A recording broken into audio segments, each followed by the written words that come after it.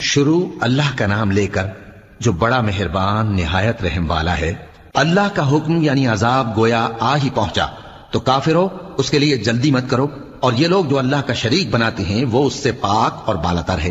وہی فرشتوں کو پیغام دے کر اپنے حکم سے اپنے بندوں میں سے جس کے پاس چاہتا ہے بھیجتا ہے کہ لوگوں کو بتا دو کہ میرے سوا کوئی معبود نہیں، تو مجھی سے ڈرو۔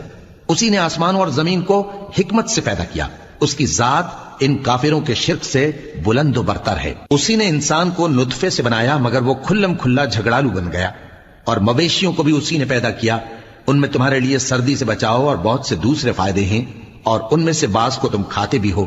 اور جب شام کو انہیں جنگل سے لاتے ہو اور جب صبح کو جنگل چرانے لے جاتے ہو تو ان سے تمہاری عزت و شان کا اظہار ہوتا ہے۔ اور دور دراز شہروں میں جہاں تم سخت محنت کے بغیر پہنچ نہیں سکتے وہ تمہارے بوجھ اٹھا کر لے جاتے ہیں۔ کچھ شک نہیں کہ تمہارا پروردگار نہایت شفقت والا ہے، مہربان ہے۔ اور اسی نے گھوڑے اور خچر اور گدھے پیدا کیے تاکہ تم ان پر سوار ہو، اور وہ تمہارے لیے رونق و زینت بھی ہیں۔ اور وہ اور چیزیں بھی پیدا کرتا ہے جن کی تم کو خبر نہیں۔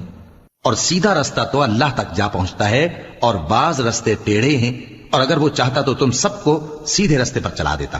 وہی تو ہے جس نے آسمان سے پانی برسایا جسے تم پیتے ہو، اور اس سے درخت بھی شاداب ہوتے ہیں جن میں تم اپنے مویشیوں کو چراتے ہو۔ اسی پانی سے وہ تمہارے لیے کھیتی اور زیتون اور کھجور اور انگور اور دوسرے بے شمار درخت اگاتا ہے، اور ہر طرح کے پھل پیدا کرتا ہے۔ غور کرنے والوں کے لیے اس میں اللہ کی قدرت کی بڑی نشانی ہے۔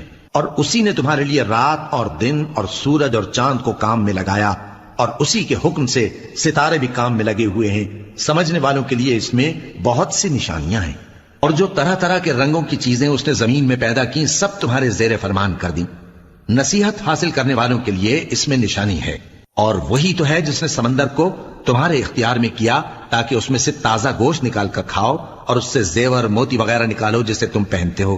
اور تم دیکھتے ہو کہ کشتیاں سمندر میں پانی کو پھاڑتی چلی جاتی ہیں، اور اس لیے بھی سمندر کو تمہارے اختیار میں کیا کہ تم اللہ کا فضل معاش حاصل کرو اور تاکہ اس کا شکر کرو۔ اور اسی نے زمین پر پہاڑ بنا کر رکھ دیے کہ تم کو لے کر کہیں ڈولنے نہ لگے، اور ندیاں اور رستے بنا دیے تاکہ ایک مقام سے دوسرے مقام تک آسانی سے جا سکو۔